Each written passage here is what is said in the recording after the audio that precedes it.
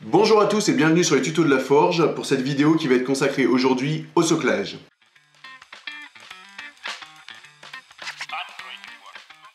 Alors pour faire un bon soclage, qu'est-ce qu'il nous faut? Il nous faut déjà un socle. Ensuite, il nous faut du plastiroc. Alors qu'est-ce que c'est le plastiroc? C'est une genre de pâte à modeler autodurcissante à l'air qu'il faut conserver de préférence dans un Tupperware. Ça coûte pas très cher et avec un pain d'1 kilo comme ça, vous pouvez faire des centaines et des centaines de socles. Donc c'est plutôt bon marché. Il va nous falloir aussi quelques petits cailloux, des cailloux un peu plus petits encore, et du sable. Vous aurez aussi besoin d'une éponge, et éventuellement d'outils de modélisme. Alors, ça, on peut prendre à peu près n'importe quoi pour écraser, pour mettre dans les coins, là où vos gros doigts ne passent pas.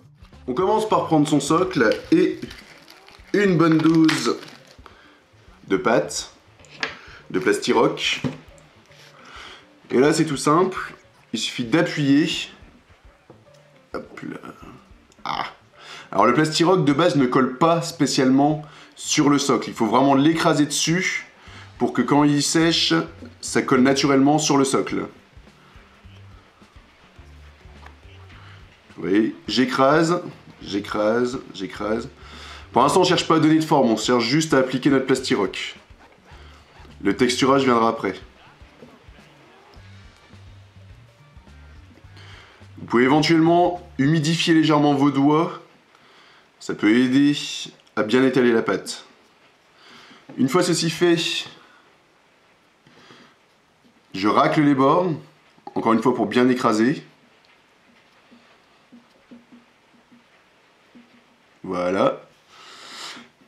Et je commence un premier texturage de base déjà avec mes doigts. Je vais appuyer à certains endroits pour que ça soit pas très régulier. Voilà. Et avec l'éponge. Avec l'éponge, cette partie-là on s'en fiche un peu, c'est surtout la partie rouge qui nous intéresse, la partie Scotch-Brite. Je vais tapoter.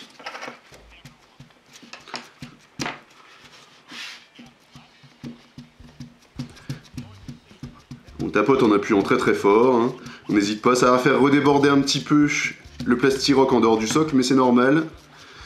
Et on va nettoyer après. Vous voyez, on a déjà une première texture relativement sympa. On nettoie ce qui a débordé. Et voilà. À partir de là, on va commencer à intégrer les premiers gros éléments. Donc des cailloux. J'intègre mes cailloux. J'appuie. Ils tiendront pas tous, hein. Faut pas chercher à faire de la précision. Faut vraiment y aller comme un bœuf. Une fois de plus, on peut humidifier un peu pour bien rentrer. C'est pas obligatoire. Ensuite, une fois les gros cailloux mis, je vais mettre les plus petits grains. Des grains un peu plus petits. On va toujours du plus gros au plus petit. Hop, on n'en met pas partout.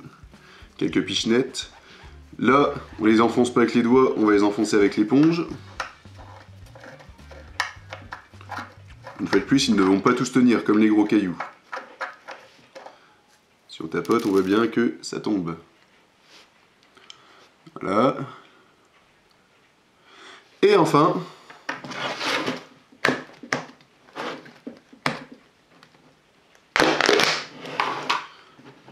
on va mettre le sable. Le sable, toujours sur le même principe, on tapote, on disperse à des endroits, pas partout, c'est histoire de donner du relief, et on tapote. Avec l'éponge, histoire de continuer à marquer le plastiroc. Hop là, encore un ou deux cailloux qui tombent, c'est normal. Et voilà, on a déjà un premier socle, il n'y a plus à attendre que ça sèche et passer une ou deux couches de colle à bois comme d'habitude pour protéger. Alors vous demandez peut-être c'est quoi ce petit bitonio? C'est tout simplement un stand pour le drapeau. Parce que c'est pour faire un objectif, voilà.